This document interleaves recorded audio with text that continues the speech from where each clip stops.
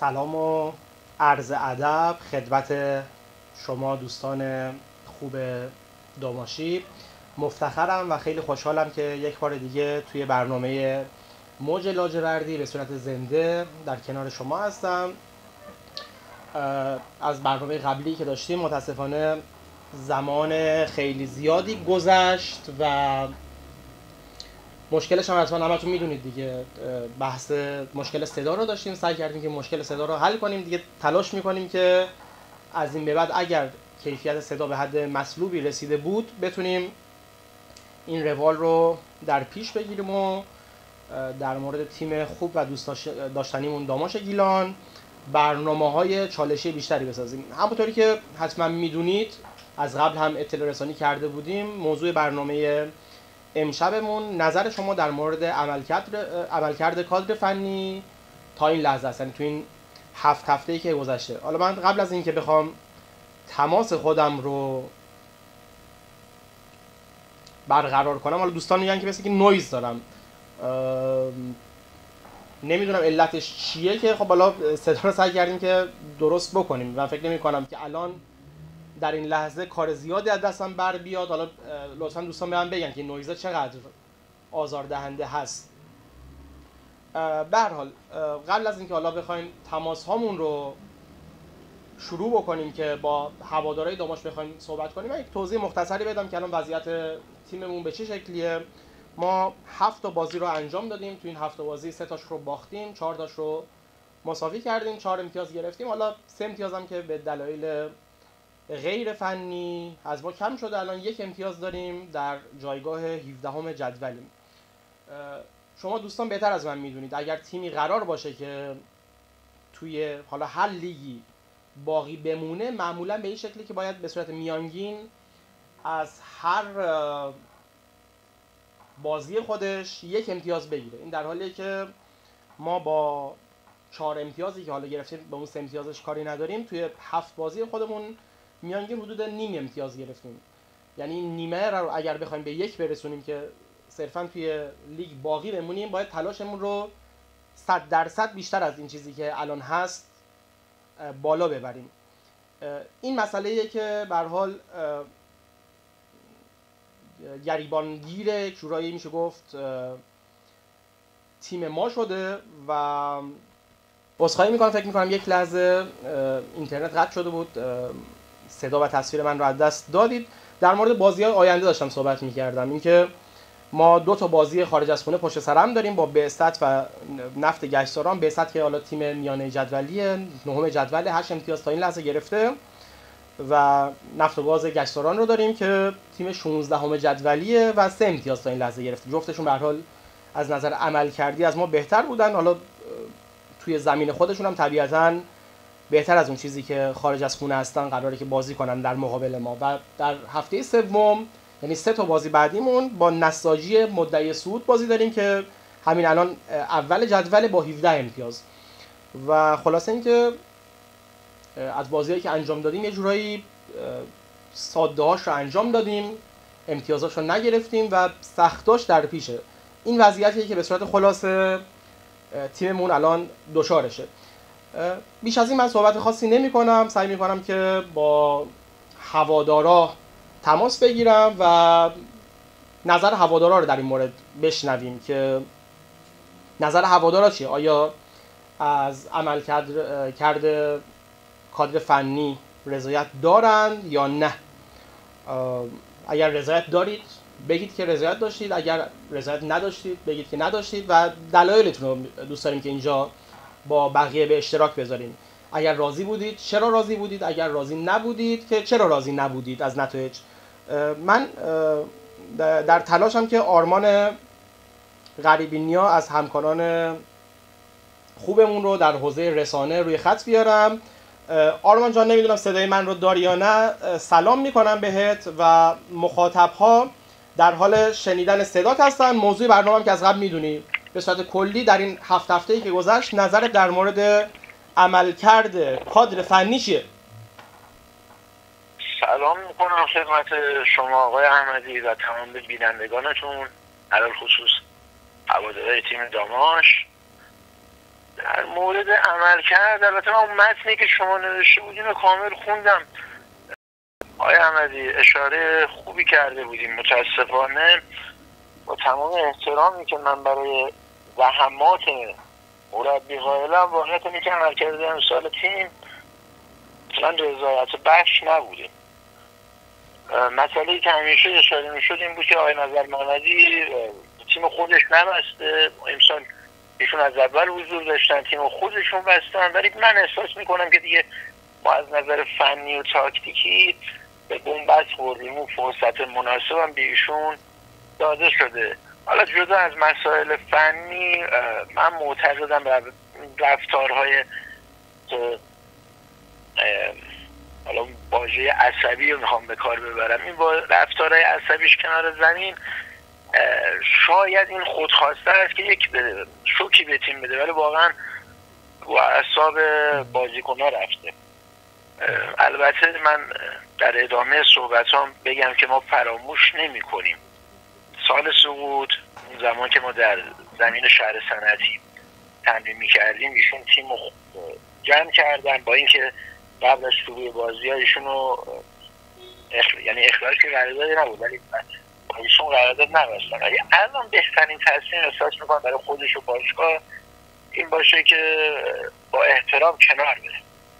خودشون هم که همیشه میگن تیم مشکل مالی داره، من احساس میکنم اگر اجازه بدن فرد دیگه بیاد، شاید با انرژی تازه‌ای که وارد میکنه بتونه شرایط رو تغییر بده. اینطوری آقای نظر محمدی هم به تیم کمک کرده و هم به اعتبار و جایگاه خودش که در ذهن و قلب هوادار داره. ممنونم ازت آرمان.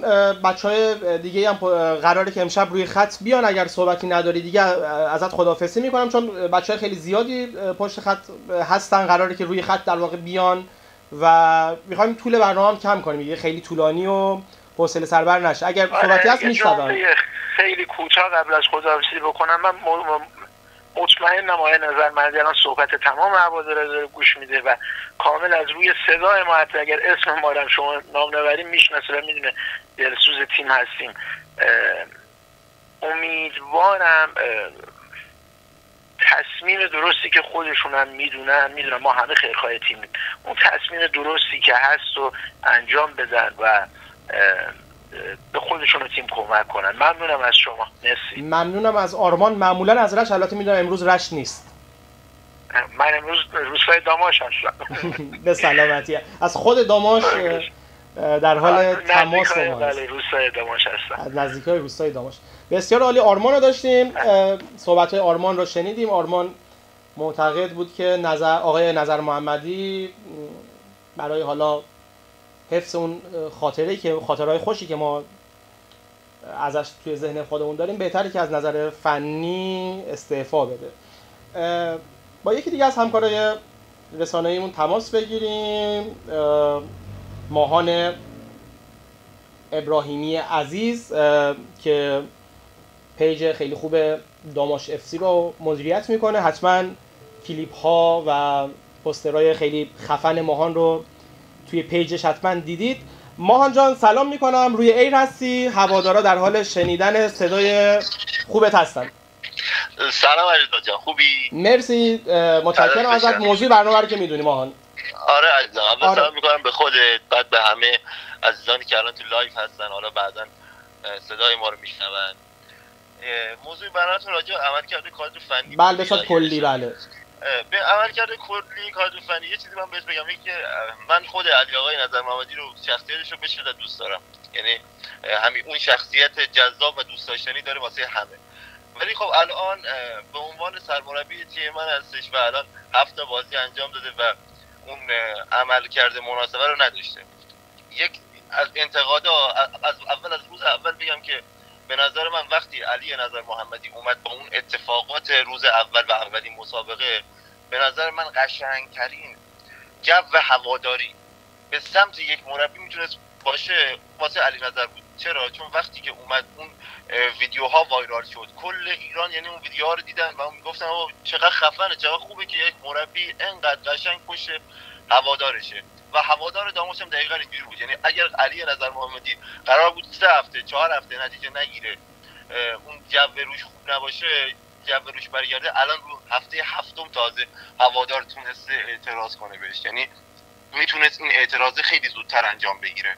ولی به خاطر اون اتفاقهایی که در روز اولین بازی افتاد به نظر من اون هوادار انگار اون طاقتش بیشتر شد، دوست داشت که این علی نظر محمدی سرمربی داماش باشه و همچنان که حالا معلومم نیستن هستن یا نه، ولی وقتی شما 7 بازی انجام میدی و 4 امتیاز میگیری، 3 امتیازش هم پر میشه، 1 امتیاز هم میمونه، یعنی عملکرد خوبی نداشتی. حتی علی نظر محمدی میگم یک سری جاها یک سری کارهایی باید شما انجام بدی که حداقل اون جو رو به نفع خودت حفظ کنی. من اون جو رو نخواسته علی آقا به نفع خودش حفظ کنه. مثلا آقا هوادار اومد گفت سعید ابراهیم پور رو بیارید و سعید ابراهیم پور کسی بود که با این تیم قرارداد داشتش و قرارداد شما آقا مثلا من میگم آقا این مالک داماش آقا یوسف نجات چرا نمیاد ورود کنه که بگه آقا الان سعید ابراهیم پوری که خونه بشینه باید از من پولشو بگیره، یعنی این پول حالا چه خونه بشینه چه بیاد سر تمرین. و میدونی علی آقا شما وقتی این آقا رو بیاری سر تمرین خودت، وقتی بیاری اصلا تو تمرینت باشه، هوادار یه روحیه میگیره، حداقل اون گارده برداشته میشه که آقا الان مثلا سر ما این گلر اشتباه کرده، یه گلر دیگه هستش، یه گلر دویی هم هستش که بتونه بیاد به تیم کمک کنه و شما این کار رو انجام ندادید. و میتونستی حسین ابراهیمی ها رو بیاری که انجام ندادی، میتونستی عماد میرجوان رو بیاری اول فصل. ببین مذاکره کردی ولی مذاکره خب باید بالاخره به اون سرانجام وقتی واسه یک سری از بازیکنان میتونید یک قراردادهای عجیب غریب ببندید، به نظر من واسه حسین ابراهیمی مثال یا محمد میری دور از انتظار نیست که اونها هم یک قرارداد مثلا 2-3 میلیاردی بخوان. یعنی چیزی که داری میگی اینه که در ابتدای فصل اصلا به جای یک سری افراد و یک سری افراد دیگه می اومدن که تصمیمات خیلی درستری باشن. دقیقاً همینه. الان مثلا خب من یه خورده الان امین حسدی که اومده داخل، اولا که من الان برنامه راجع به عملکرد کادر فنیه، بله بازیکن نباید بیاد بگه آقا علی نظر محمدی باید باشه. وقتی آقا تو خودت اشتباه کردی اصلا تو باید جانب خودت فقط عذرخواهی کنی، نه اصلا جانب مربی بخوای حرف بزنی که آقا علی نظر محمدی باید باشه و خیلی حرفای دیگه. من به هر حال اسدی جزء بازیکناییه که خودت خب بهتر میدونی که با جزء بازیکنای خود علی نظر محمدی دیگه اجرایی. دقیقاً وقتی امین اسدی اومده داخل داماش و بازی نکرده و بازی انجام نداده، همین بازیکن رفته به و دوباره اومده تو داماش، اون بازی که انجام ندادن پولشو گرفته، یعنی نمیاد بگه آقا من بازی نکردم پولمو میخوام ببخشم، پولشو گرفته. الان دوباره اومده مهاجم ما و 7 بازی تو گل نداده، یعنی مهاجم ما توی 7 بازی یه گل هم نداده. پس یعنی ما مشکلمون که روی مهاجم بود همچنان هستش و نیومدین آقا این خلا رو پر کنید که بگیم ما یه مهاجم تاپ بیاریم. اصلا هر چقدر که بازیکن داریم ما از اول، یعنی خودم شاهدم که 90% هوادارا چی گفتن آقا شما هر بازیکن تو هر جایی میخواید بازیکن ضعیف بگیرید هر کاری میخواید، ولی یه مهاجم تاپ بیارید. مثلا چی؟ مثلا یکی مثل فردین رجفی، یه مهاجم تاپ، یکی مثل سامان مرویزاده که بازم گارد روش بود ولی پرس میکرد، ولی شما این کارو انجام ندید. به نظر من یارگیریه و نفری اون بازیکنایی که گرفتیم اونقدر در حد اسم تیم داماش نبودن و اینکه حالا همشون تازه اومدن، همشون با هم مش نیستن، اینا همه درست، ولی این زمانی اتفاق میفته علیرضا. فکر کن مثلا شما بازی اول بازی کردید، خب بازی دوم از بازی اولت باید بهتر باشی، بازی سوم از بازی دومت باید بهتر باشه. در واقع چیزی که داری میگی اینه که حالا جدا از بحث امتیازها روال تیم هم تغییر خاصی نکرده. دقیقاً همین، یعنی ما بازی به بازی اومدیم و ضعیف‌تر شدیم و توی بازی و اون نمایشی که باید توی زمین انجام میدادن هی روز به روز هی ضعیف‌تر شد. و ببین میگم من این انتقادها همه هستش، مشکلات مالی هستش، مالکیتی هستش، ولی خب ما تا الان یک سری مشکلات هستش، یعنی یک سری مشکلات، یکی اینکه آقای نظرمازی خیلی لطف میکنن که تو این شرایط سخت هستن، خب یعنی بودن اومدن داخل، ولی یک سری جاها میبینی حالا مشخصا ما داریم در مورد موارد فنی صحبت میکنیم. بله دقیقاً همین. و الان مثلا شاید علی نظر محمدی با تیم پارسال مثلا داشته نتیجه میگرفته و همون روال ادامه میداد، الان مثلا همون تیم اگه داشتیم شاید ما توی 7 هفته امتیاز خیلی خوبی داشتیم، ولی چون تیم عوض شده و با این تیم این کادر فنی به نظر من اینجا به بنبست خورده و نیومده حتی بیاد چیکار کنه، بیاد مثلا واسه اینکه حداقل با هوادار بخواد دل هوادار رو به دست بیاره 4 نفر بازیکنی که هوادار میگن و بیاره. یک بازیکنایی که هوادار دوست ببین نگاه کن این بازیکن‌هایی که بیرونن بعد به داماش اضافه نشدن من خودم نمیگم 100% باید می اومدن. به نظر من کسی که تعصب به داماشو داره تو هر شرایطی میاد کمک میکنه، با هر رقم قراردادی میاد کمک میکنه، ولی فوتبال الان مالیه و اینکه ما الان احتیاج داریم و ما احتیاج داریم که یک سری بازیکن‌ها که در کنار اونا ما بتونیم بیایم بالا، وگرنه با این وضعیت حتی تغییر کادر فنی هم باز هم به نظر من چیزی به اون صورت عوض نمیکنه و اگر هم قرار کادر فنی بیاد باید یک کادر فنی قوی بیاد و میگم در کنار کادر فنی قوی یک سری بازیکن ها هم کنارشون اضافه بشن تا بتونیم ما از این منطقه بیایم بیرون. و فوتبال انقدر الان سخته که ما فکر نمی‌کنم بخوایم با شانس مثل پارسال و پیرارسال. من اول فصلم با خود صحبت کردم گفتم عزیز ما 2 فصل با شانس و هوادار بودیم، فقط این 2 گزینه، هیچ گزینه دیگه هوادار رو که نداشتیم انگار شانس هم نداشتیم امسال هیچ کدومون نداریم، نه هوادار رو داریم نه شانس داریم. پس باید خودمون رو قوی کنیم، نباید بذاریم به عهده شانس و هوادار، باید خودمون فوتبالی خودمون رو قوی کنیم. ممنونم ما ازت. حالا برای اینکه طولانی نشه جنبندی بکنی که بقیه بچه‌ها بیان روی خط. عزیزا فقط میگم این کادر فنی تا الان به اون بنبسته رسیده. اگر قرار فرصت داده بشه به این کادر فنی، ببین من حالا با خودمون نمیتونیم موضع‌گیری خیلی مشخصی انجام بدیم، خودت میدونی عزیزا، ولی اگر قرار فرصت داده بشه دیگه ما تایمو نباید زیاد از دست بدیم. آقای مالک باید بیای ورود کنی، باید بیای بالای سر تیمت باشی و کمک کنی که این تیمو از این منطقه بیاری بیرون، حالا چه با علی نظر محمدی چه بدون علی نظر محمدی. اگه شرایطشو داری باید تغییرات ایجاد بدی، باید بازیکن بیاری، باید تو کادر فنی خود تغییر ایجاد کنی و همین الانش هم دیره واسه انجام دادن این کارا اگر قرار تیم داماش امسال توی لیگ 1 بمونه. ممنونم ازت ماهان رو داشتیم از پیج خوب داماش اف سی. بریم امین رو داشته باشیم از انگلستان، باشه صحبتی داشته باشیم چون ارتباطش قراره که با ما به صورت اینترنتی باشه. همین اوایل برنامه بیاریمش روی خط که صحبت‌های امین رو هم بشنویم. حالا امیدوارم که کیفیت اینترنت هم جوری باشه که تماسمون دچار اختلال خاصی نشه. امین رو داریم از بیرمنگام، اگر اشتباه نکنم بیرمنگام انگلستان. امین جان صدات رو میشنویم، روی ایر هستی. سلام علیرضا جان و سلام از تمام بچه‌های یه خورده بلندتر اگه صحبت کنی ممنون میشم، صدامون که اون مشکلات ضعیف بودن قبل رو نداشته باشه. بله امیدوارم صدای من داشته باشه. بله میشنویم صداتو. میشنویم. در مورد موضوع برنامه صحبت کنیم که نظرت در مورد عملکرد کادر فنی در 7 هفته گذشته چیه، 7 بازی گذشته، و اینکه من خاطرم هست توی برنامه قبلی خیلی انتقادات شدیدی هم نسبت به آقای نظر محمدی داشتی خودت. علیرضا جان من انتقاداتی که داشتم نسبت به برنامه‌هایی بود که ایشون در بازی‌ها پیاده می‌کردن و بازیکنایی که ورود داده بودن و ازشون استفاده نکردن و اخراج کردن و دوباره همون بازیکن رو دوباره ورود دادن که الان ماهان گفتش. و این یه چیزی که ماهان گفتش اگه اون تیم ما میمون آقای نظر محمدی نتیجه میگیره. من فکر می‌کنم اگه آقای نظر محمدی با اون بازیکن میمون ما سقوط می‌کردیم، چون ما نتیجه‌ای که ناپلونی که بازی آخر گرفتیم باعث شد که حالا با هم اگر بمونیم. و اینکه ما بازیکنایی که فصل پیش گرفتیم مثل آقای مهدی محمدی بود فکر میکنم و آقای بود به نام عرب مرزا عرب بودش که اینا رو حتی از بازیکنای غیر بومی بود که اصلا بازی ندادن، جز 18 تا نیاوردن. این بازیکن‌ها همه با هم اگر اومده بودن و بازیکنایی که الان ورود داده شده و استفاده اونچنانی ازشون نمیتونه استفاده کنه و مربی که به همراه پسر خودش 100% دریافتی خودش دریافت، یعنی پولایی که قرار داده شد دریافت کرد. مثلا براش اگه واقعا تیم مهم بود، اگه واقعا ما در مشکل مالی داشتیم، آقا باید میگه بذاریم اول بازیکنای فصل پیش یا بازیکنایی که الان ورود کردن بزنن اونا بگیرن، بعد من بیام راجع به قراردادهای دیگه صحبت کنم. خب ما با شناخت برنامه و تاکتیکایی از قبل داشتیم گفتیم ما آقای نظر محمدی نتیجه نمیگیره، واقعا هم به همین شکل شد و به همین شکل داریم میریم جلو. ما نه دشمنی با آقای نظر محمدی، من فکر نمی‌کنم بدبین ترین هوادارمونم فکر می‌کرد که تو هفته هفتم مثلا حالا اون 3 امتیاز رو کار نداریم 4 امتیاز ما گرفته باشیم.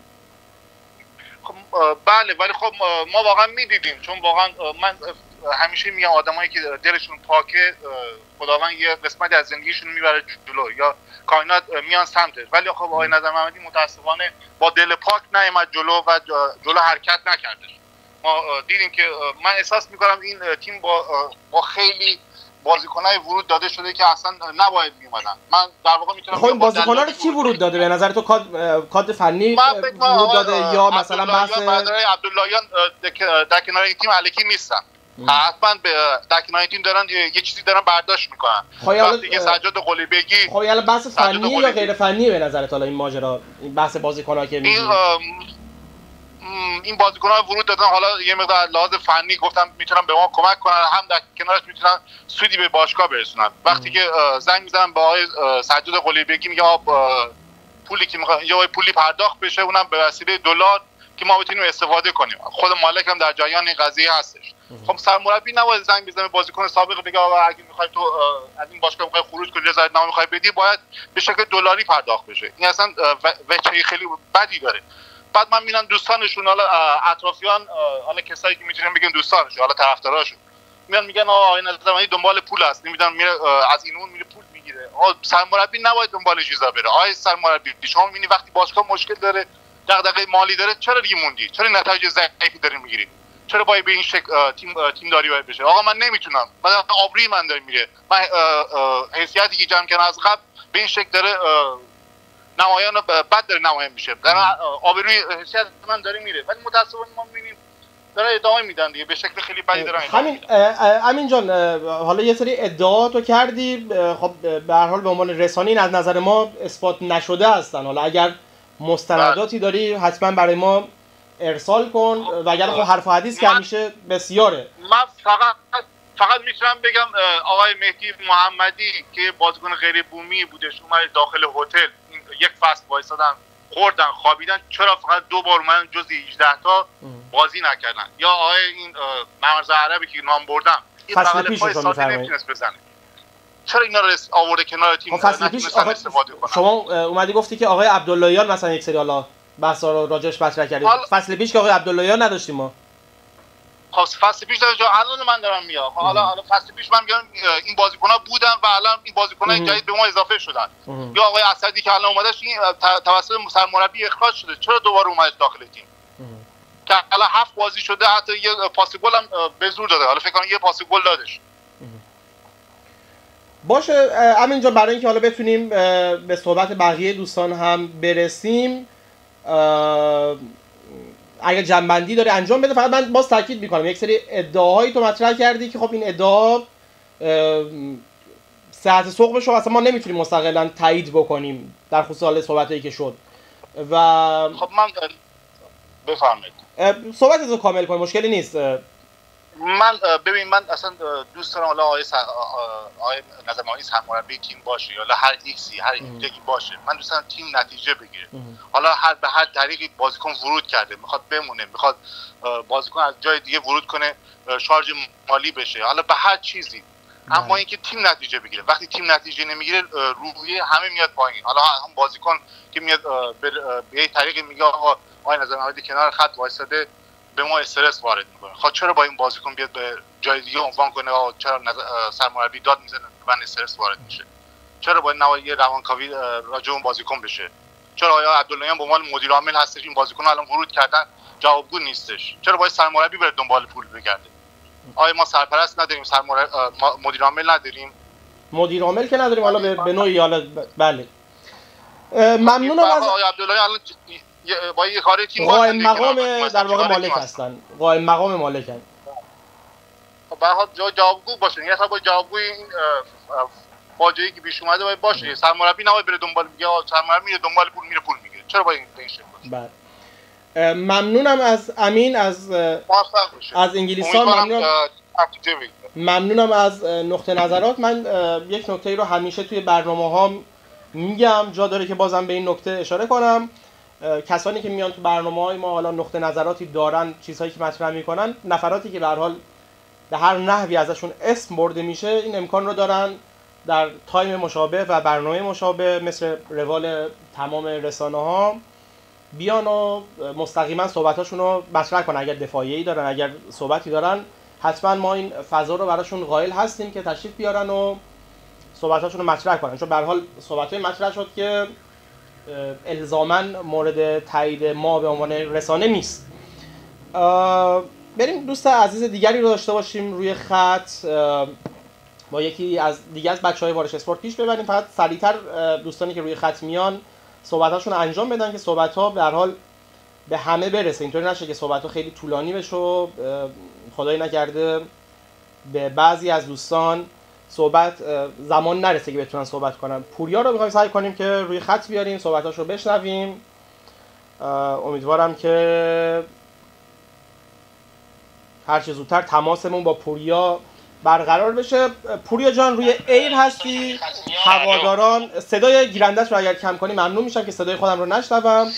روی ایر هستی، هوادارا در حال شنیدن صدات هستن. اگر نقطه نظری در خصوص موضوع برنامه داری که عملکرد کادر فنی تو این 7 هفته به نظرت هر جوری که بوده، نقطه نظرت رو با ما به اشتراک بذار. مرسی. سلام خدمت شما و همه بر بچه‌های داماش. یه خورده بلندتر اگر صحبت کنی ممنون میشم. سلام عرض میکنم خدمت همه بچه‌ها، امیدوارم حالشون خوب باشه. آخر هفته خوبی رو براشون آرزو دارم. واقعیتش که دیگه چیزی که مشخصه دیگه، یعنی اتفاقاتی که افتاده هست. ما فقط اینم بگم که ما فقط داریم بحث حالا فنی و داماش برامون در واقع مهمه. یه موضوعی که هست قاعدتا اون تفکرات فعلا جواب نداده. حالا هر تفکری بوده از دید من فعلا جواب نداده و بهتره که یه تغییراتی اتفاق بیفته. و خیلی از بازیکن‌ها اومدن، تیم خیلی تغییر کرده، اینا برای من کاملا قابل درک است، ولی احساس میکنم خب این بازیکن‌ها هم در واقع انتخاب همین مدیریت، این در واقع مربی و این مجموعه کادر فنی بوده. من همیشه از اون اولم همیشه گفتم، پارسالم و سال قبلم، که حالا چه مجموعه‌ای که آقای نظر محمدی در واقع تحت نظر ایشون بوده و حالا غیره، متاسفانه ما تو تیم داماش تو این چند سال مجموعه فنی خوبی هم نداشتیم، جدا از سرمربی که حالا بوده همیشه، حالا کار ندارم اون رو. احساس میکنم کادری که در واقع وجود داشته هیچ وقت کامل نبوده، این چیزی که من احساس میکنم. و حالا ما تمرینات مختلفی رو میبینیم از جانب تیم‌های مختلف. من خودم در واقع شده تمرینات تیم‌های دیگه هم دیدم، حالا اروپایی کار ندارم، تو همین ایران. تیم نیاز به در واقع تو خطهای مختلف نیاز به کمک مربی‌های مختلفی داره که هم از لحاظ تجربی و هم از لحاظ اینکه تفکری کمک میکنه به بازیکن. در کل اگه بخوام خلاصه بکنم این صحبتامو، اینه که به نظرم بهتره یک تغییری ایجاد بشه که از لحاظ شوک، و خب ما الان احساس میکنم تقریبا 7 هفته که گذشته، یعنی بهتره که ما یه تغییری داشته باشیم که وقت بیشتر از دست ندیم. سالها آقای نظر محمدی کمک کردن، حالا چیزایی هم که میشنویم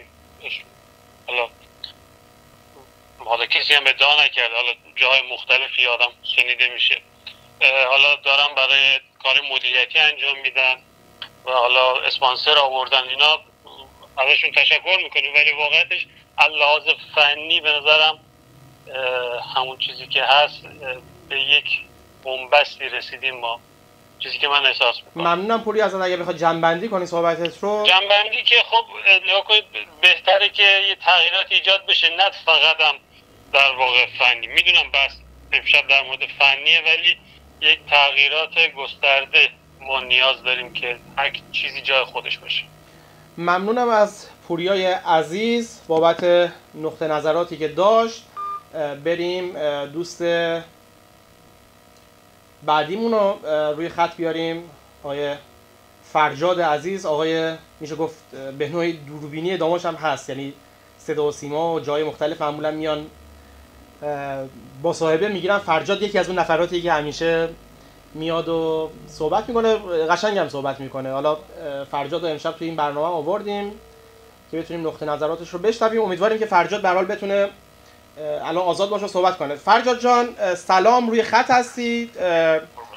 صدات رو دارم میشنون بینندگان. صدای منو داری فرجاد جان؟ سلام خیلی مخلصم. در خصوص موضوع برنامه که عملکرد کادر فنی است، اگه 2-3 دقیقه بتونی برامون صحبت کنی ممنون میشم.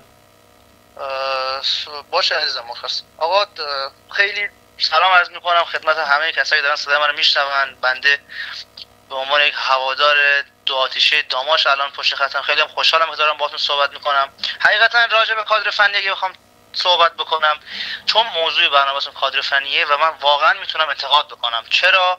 چون این تیم هیچ برنامه و هیچ تاکتیکی رو در این 7 بازی ما ازش ندیدیم.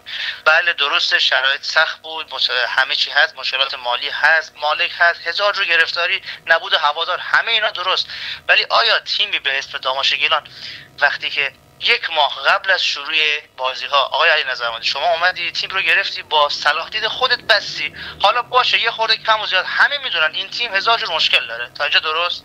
وقتی که شما تیم رو بستی و 1 ماه هم تمرین کردی، ما انتظار داشتیم حداقل شما یک تاکتیک خوب، یک بازی خوب، که ما اگر بگیم بازی رو باختیم بگیم آقا باشه باختیم، ولی حداقل بازی خوب انجام دادیم. تیم ما تعداد پاسش به 3 نمیرسه. همین بازی گذشته سر یک اشتباه مسخره ما گل خوردیم. آخه مگه این امتیازات چقدر میتونه علیکی از دستمون بره؟ ما در آخر فصل همین یک امتیاز بخواد به ما کمک کنه دیگه. متاسفانه ما هر سال همین مشکلاتو داریم. ولی امسال من چیزی که خودم دیدم به عنوان کسی که واقعا عاشق این تیمم، من شاید اصلا صبح تا شب فکر این تیم باشم، ولی چیزی که منو بیشتر از اذیت میکنه اینه که این تیم یک بازی خوبی رو انجام نمیده. تیمی که همه میدونیم هزار جور مشکل داره دیگه. کسی که وارد این تیم میشه از بازیکن تا سرمربی تا مالک میدونه که آقا این تیم هزار جور مشکل داره. تنها چیزی که تو این تیم خدا رو شکر همیشه بهتر از قبل بوده هوادار بود. این تیم فقط هوادار داشت. همون امسال نداشتیم. امسال آفرین دقیقاً تو 7 بازی که ما نداشتیم، 3 و 4 بازی نداشتیم داخل خونه بیرون کیش. عرضم به حضور شما کادر فنی بعد از این 7 بازی به نظر من هوادار باید تغییر بکنه. این تیم نیاز به یک شوک داره.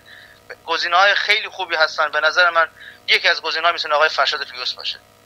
میتونه بیاد و به تیم کمک کنه با کادر فنی خودش. با تمام احترامی که برای آقای نظر محمدی و کادر محترمش دارم، ولی به نظر من تو این بره دیگه هیچ کمکی نمیتونم به این تیم بکنم. وقتی تو 7 بازی انجام کرده باشی و 4 امتیاز 3 امتیاز هم که کلا پرید، ما الان با 7 بازی و 1 امتیاز در ته جدولیم.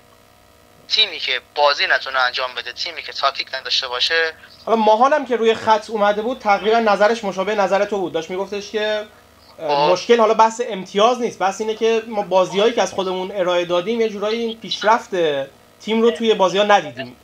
دقیقاً همینطوریه. ما مثلا واقعا خودمون خب چندین سال داریم فوتبال‌های مختلف رو نگاه می‌کنیم. تیمی که بد بازی کنه و میبازه، این اصلا هیچ جای چی میگن دفاع کردنی رو نداره از کادر فنی. دوستان عزیز میگن که اگر فلان کس مثلا بره، این آقا بره، نه اون بیاد فلان. عزیزای دل قربونتون برم، 7 تا بازی ما کردیم تیم هیچ برنامه‌ای نداشته. ما یعنی می‌خوایم تا پایان فصل خدای نکرده تیم بخواد سقوط بکنه که ما بگیم که چرا آقای علی نظرمندی پارسال مثلا تیمشون نگه داشت بس تیم مثلا افتاد ایراد نداره. شما میاد جوابگو میشه اون موقع؟ نه، هیچ کس جوابگو نیست. تیمی که وقتی که برنامه و تاکتیک نداشته باشه نیاز به شوک داره دیگه. وقتی که شما 7 بازی انجام میدی هیچ برنامه‌ای نداری دیگه، نه جوری تیم پایین جدولی نه تیم بالای جدولی. آخه دیگه ما چه جوری بگیم؟ اگر تیم خوب بازی بکنه به نظر من هوادار هزار جور اصلا حمایت هم میکنه. میگم دمت گرم آقای نظرمندی، تیم خوب بازی میکنه، تاکتیک داره، میبازه، باشه بد شانسیه بازیکن فلان، ولی تیم ما داره بد بازی میکنه. 3 تا پاس توی من بازی رو نگاه میکنم تعداد پاسمون به 3 تا 4 نمیرسه. ما مشکل اصلی رو به نظر خودم از تیم صحبت دیگه طولانی نشو، بقیه بچه‌ام روی خط بیان. جنبندی اگه بخوای بکنی. جنبندی اگه بخوام بکنم، امیدوارم که در روزهای آینده شاهد تغییر کادر فنی باشیم. این کادر فنی با این شرایط بعید میدونم که ما بتونیم نتیجه بگیریم و روز به روز داریم فقط هوادارا افسرده‌تر میشیم و اعصاب خورده‌تر میشیم. کادر فنی باید تغییر بکنه. ممنونم ازت فرجاد که امشب با ما بودی. خیلی سعی کنیم نفر بعدی رو روی خط بیاریم که زمان برنامه خیلی کشدار و طولانی نشه. فرجاد نظرش این بود که حالا جدا از بحث امتیاز که به دست اومد یا نیامد، تقریبا هم نظر ماهان بود. داشت میگفتش که اصلا ما تیممون داره خوب بازی نمیکنه، حالا بنا به هر دلیلی. سعی کنیم سید علی رو روی خط بیاریم ببینیم سید آیا پاسخگوی تلفنش هست یا نه. بعد از سید هم 2 نفر دیگه رو خطن و دیگه برنامه رو کم کم سعی میکنیم که جمعش کنیم.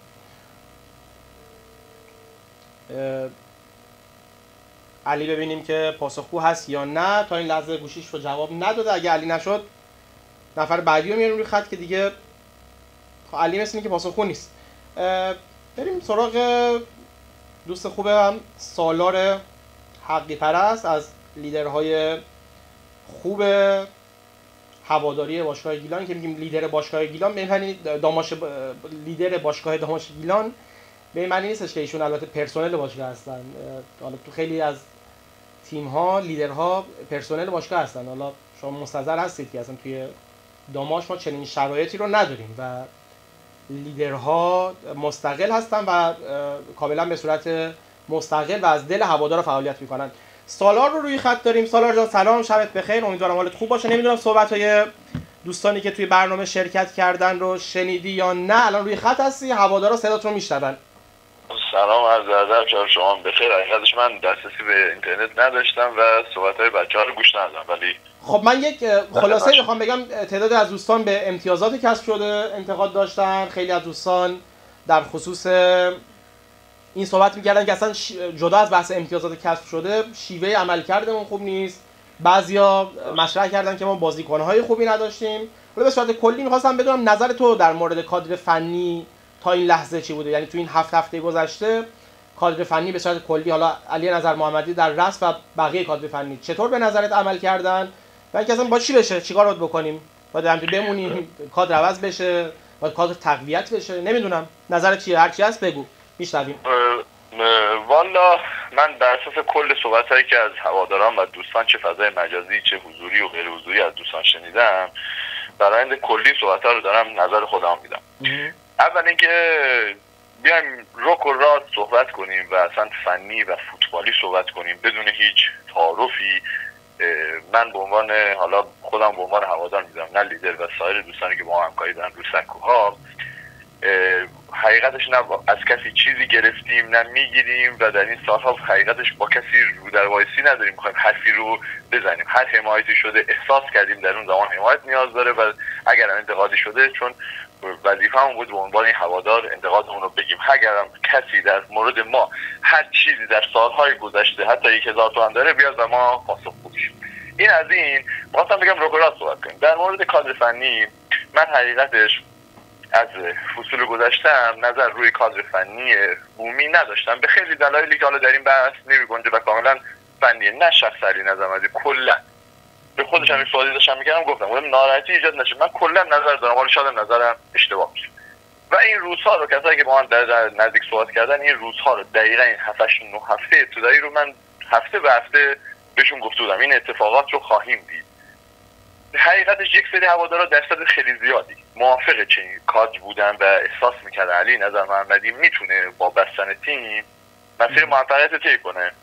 یک سری دوستان مخالف بودن، ولی در شرایط کنی با این نتایج ما می‌بینیم که اکثریت داره میره به سمت مخالفت. حالا آخرین نظرسنجی هم که ما داشتیم حدود 81% کاملا مخالف این کادر بودن دیگه. بله. از عملکرد تیم راضی نبودن در واقع. آره، اول اینکه بیشتر این نظرات فوتبالی و هواداری هست، اصلا خصوصیتی وجود نداره.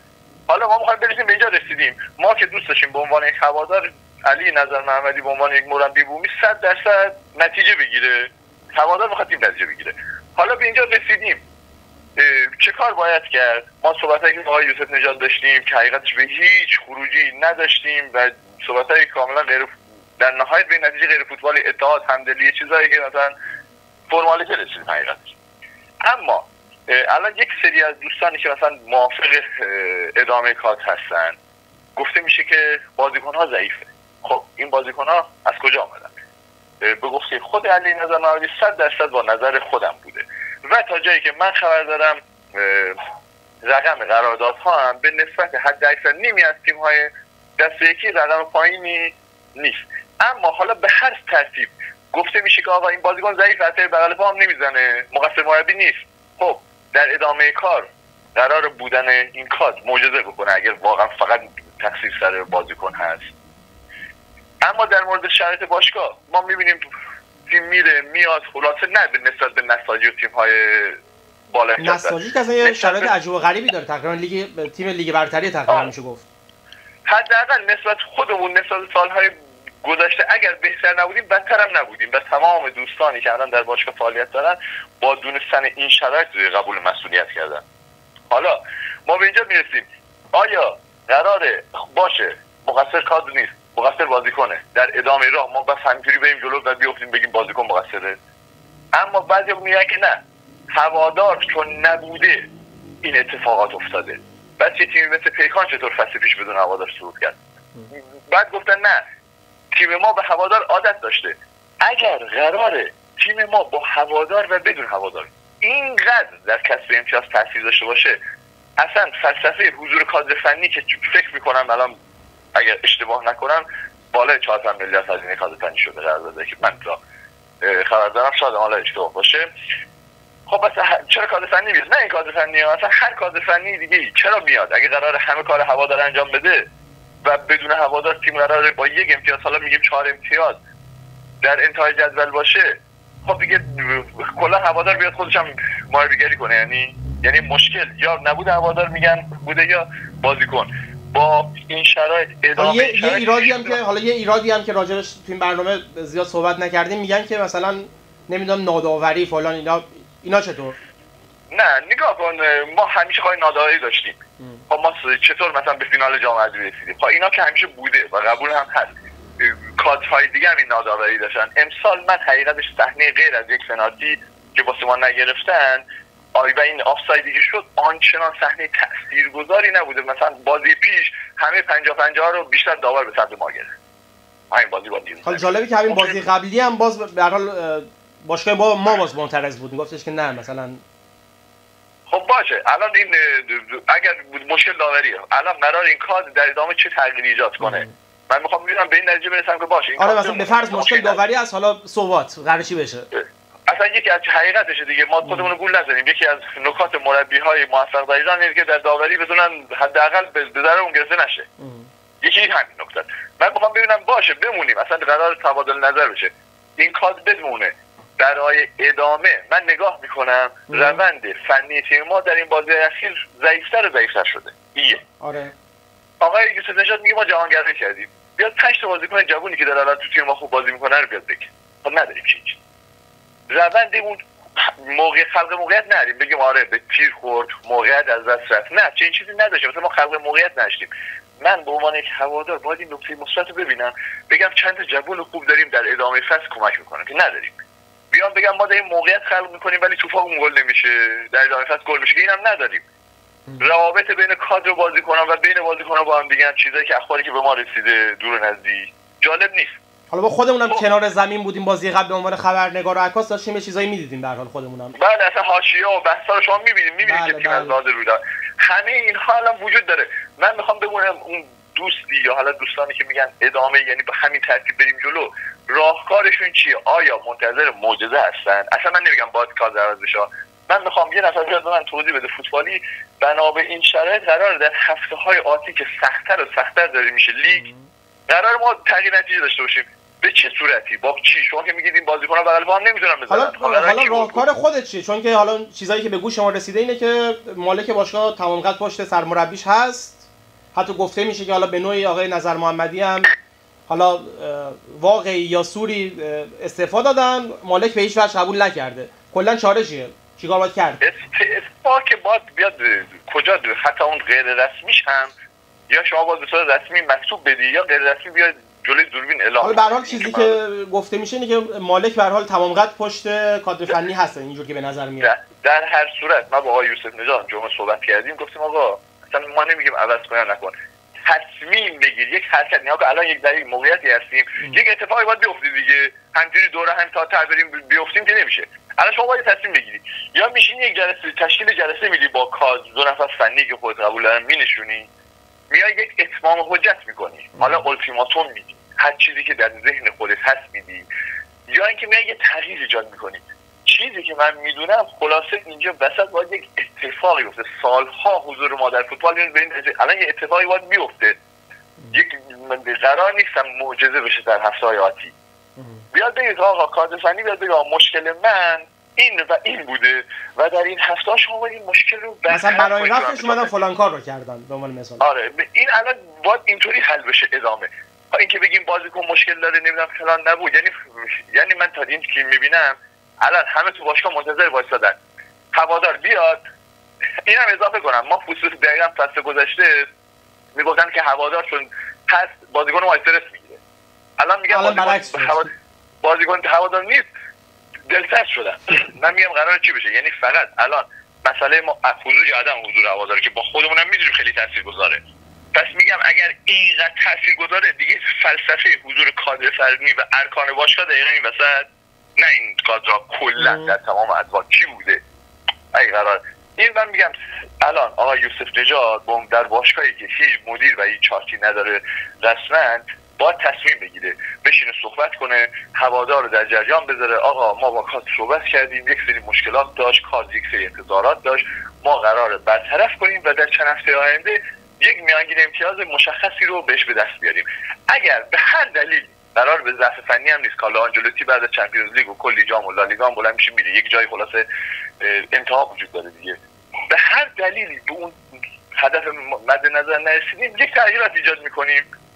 این میشه چیز منطقی، ولی اینکه همینطوری دست روی این الان دست روی دست گذاشتنه. دقیقاً حالا یوسف نژاد یا به خاطر مسائل مالیه یا به خاطر شاید نمیدونم فشاری هست، ترسی هست، نمیدونم چی هست، هیچ اقدامی رسمی نمیکنه. فقط تنها چیزی که من دیدم گفتم بیایم اتحاد همدلی پشت هم بودن که ما اینو سال همینجا حالا از آقای یوسف نژاد نام بردی، همینجا ازش دعوت میکنیم واقعا اگر صحبتی با هوادارا به صورت مستقیم داره خودشون هم توی این برنامه یا برنامه آینده هر زمان که خودشون مایل بودن روی خط بیان واقعا صحبت کنن با هوادارا که اصلا چی در ذهنشون میگذره واقعا. هوادار پیشنهادی که من بهشون حضوری دادم و باز هم بهشون میگم با توجه به شناختی من تا این چند جلسه باشون صحبت کردم پیاده، به نظر من باید یک نفر مورد اعتماد خودشون رو بیارن که به عنوان فنی، حالا این یک نفر میتونه مدیر عامل باشه، خودشون نظر روی مدیر فنی داشتن که خودمونم میدونیم مدیر فنی در فوتبال ایران زیاد آنچنان رسمیت نداره یا حالا مثلا فرمالیته است. یک نفر رو مورد اعتماد بیارن و اون مسائل فنی رو اون نفر صحبت کنه، چون آقای یوسف نژاد خودشون هم که فنی نیستن به هر حال. آره در احاطه نداره و این قضیه من از این میترسم که ما همینطوری دست روی دست بذاریم بشه مثل فصل‌های گذشته به هفته‌های انتهایی برسیم و بعد منتظر عدم نتیجه فلان تیم و اون گل بزنه ما نزنیم و یه مقدار چاشنی شانس که بعید می‌دونم 3 سال پشت سر هم بتونیم مثلا چاشنی شانس هم اضافه بشه. امیدوارم این اقدام بشه. همین دوستان حالا ناراحت شدن که چرا شما صحبت کردین، این حق یک هواداره، حق من هوادار، اصلا لیدر دارم هر هواداری. کی ناراحت شده شما صحبت کردین؟ کادر فنی ناراحت بود که گفت که مثلا لیدرها صحبت کردن با آقای یوسف نژاد در مورد تغییر، اینکه شما بعد 7 هفته و 4 امتیاز قبلش 6 هفته و 3 امتیاز بیای در مورد من فکر نمی‌کنم هیچ کدوم از هوادارا خصومت شخصی باشون داشته باشه. هر صحبتی هم داره میشه صحبت فنیه کاملا. آره همین میگم وقتی بعد از این نتایج هست هر مربی بود میگه پارسال تیم تقریبا غیر بومی که با هزینه خیلی کمتر از این تیم بسته شد 3 هفته 3 امتیاز در رشت علیهشون شعار داده شد، علیه مربیشون. اصلا مربی هم کار ندارم، خودمونم مخالف درخشان بودیم، اما اون بازیکنی که داشت کار میکرد بدون امکانات به مراتب از شرایط فعلی امسالمون ضعیفتر بعد از 3 هفته 3 امتیاز انتقاد بهش شد. خصوصا شخصی هم نبود. چرا بعد از میانگین 1 امتیاز از هر بازی داشتن ایشون؟ متوجه نشدم. میانگین 1 امتیاز از هر بازی داشتن دیگه آقای درخشان در. آره میانگینی برای حداقل واسه بقا رو داشتن بهشون انتقاد شد. بس الان نه خصومت نه ناراحتیه و باز هم میگم امیدواریم الان 2 تا بازی چیزی که ما متوجه شدیم حداقل در این بازی خارج خونه آتی ما تغییر نخواهیم داشت.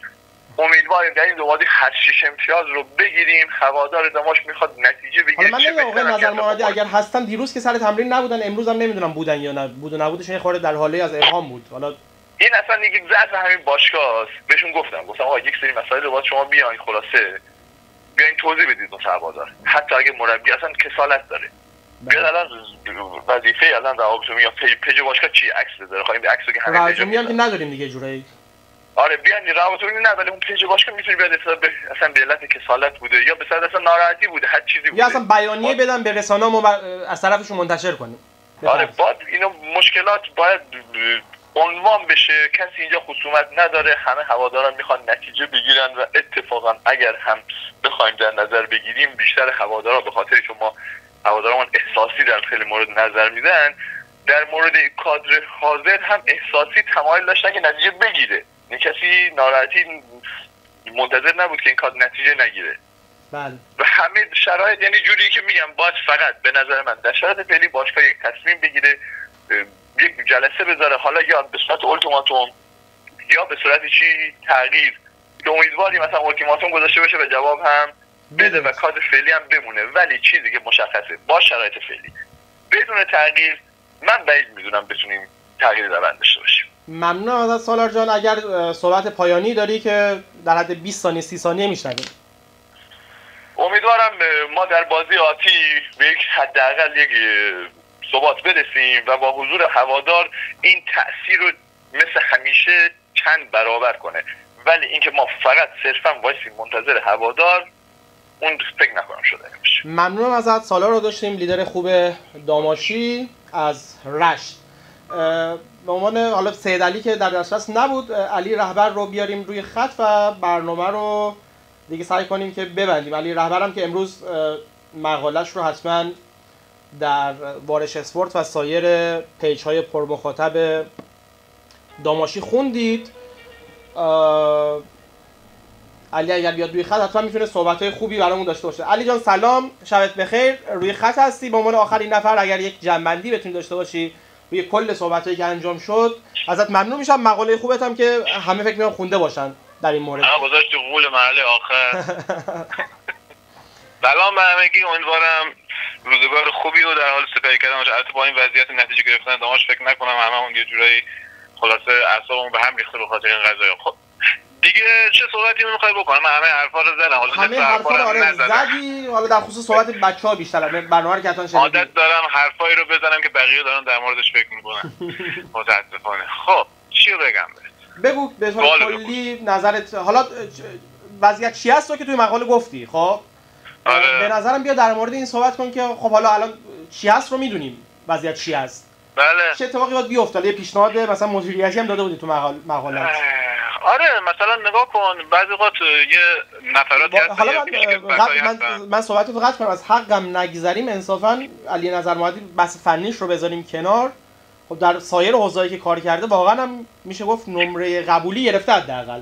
خیلی پیگیره، یعنی شاید به لحاظ بخوایم پیگیر بودنش بگیم از تمام به اصطلاح پیشکسوتایی که ما داریم در واقع از مجموع اونم شاید پیگیرتر باشه. بوده داره واقعا پیگیره. واسه همین میگم نگاه کن، یعنی چنین شخصیتی چنین رفتاری که داره در واقع اگه بخواد تو پست مدیریتی باشگاه باشه در واقع بخواد که به فکر گرفتن منافع برای تیم باشه، هیچ کس مسلما ناراحت نمیشه.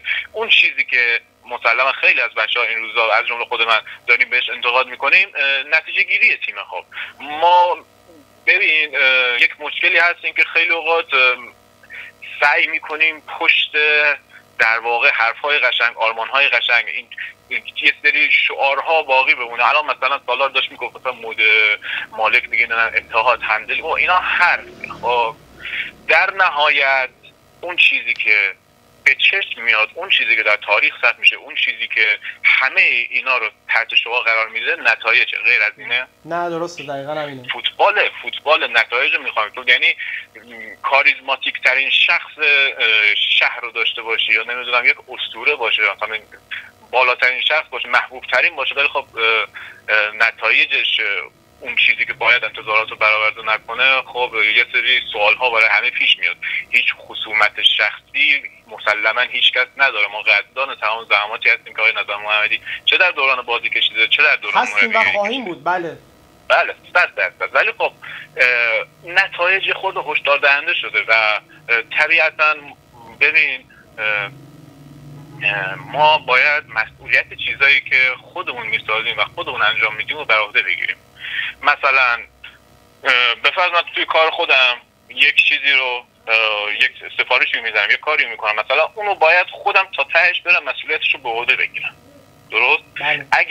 اگه شما مثلا حالا 2 فصل اخیر داخل پرانتز بگم حالا از حقم نگذریم، توی مثلا بازی قبلی که کنفرانس خبری حالا شرکت نکردن، توی کنفرانس قبل ترشون مسئولیت هم پذیرفته بودن انصافا. آره نه نمیگم مسئولیت پذیر نیستن. نگاه کن حالا پذیرفتن مشکل فنی داشتیم. آره نگاه کن سال قبل حالا به هر حال تیم برای دیگران بود، ایشون اومدن حالا در واقع اشتباهات یا غیر اشتباهات دیگران رو اومدن یه جورای جبران بکنن که در واقع حالا به هر زوری چیزی بود بعد سهمیه تیم رو حفظ کردن، قدردانشون هم هستیم. حالا ما البته انتظارمون بیشتر از اینه برای داماش تو لیگ 1 نه فقط موندن، اما خب دیگه امسال واقعا تیم خودش بود. یعنی هر جوری بخوای به این قضیه نگاه بکنی طبیعتاً به لحاظ فنی بخوای اولین نفر رو روش زوم بکنی میشه شخص آقای نظر محمدی سرمربی تیم. بنابراین باید بر اساس اون مسئولیت پذیری که من میگم در واقع به فکر چاره باشیم. چارهش ادامه دادن نیست، اینطوری به عنوان در واقع رأس فنی من ادامه دادن نمیدونم. سالار داشت میگفت مثلا شاید واقعا تونستن اینجوری اومده مشکلات حل کردن.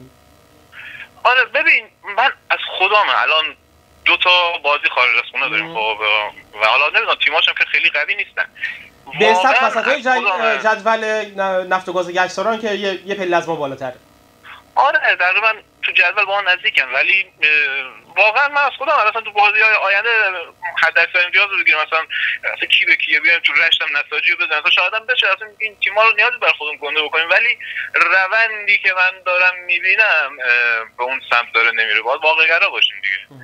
این رونده فرزاد و ماهان هم تقریبا به این قضیه اشاره کرده بودن. آره خلاصه اینه ما اومدیم در واقع این هم سال خلاصه هوادار داماش هستیم. خب نفع تیمو میخوان، هوادار نفع تیمو میخواد، نفع این که مثلا نفع یک سری افراد ما نمیخوایم. اینجا ببخشید تیم دور همی بودن نیست، تیم این که باید یک نفراتی افرادی تشکیل بشن که بهترین نتیجه رو در واقع بتونن ارائه بدن، نه اینکه فقط یک سری افراد باشن که ما میشناسیمشون.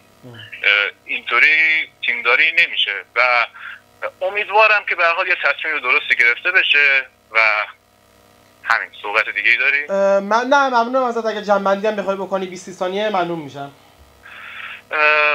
جنبندیش همین دیگه، امیدوارم میگم باز هم امیدوارم حالا اگه آقای نظر محمدی قرار باشه بازی‌های آینده هم هدایت تیمو بر عهده داشته باشه، باز هم امیدوارم شرایطو برگردونه. طبیعتاً به عنوان یک هوادار شرایطو برگردونه ما هم میگیم که آفرین که برگردونه.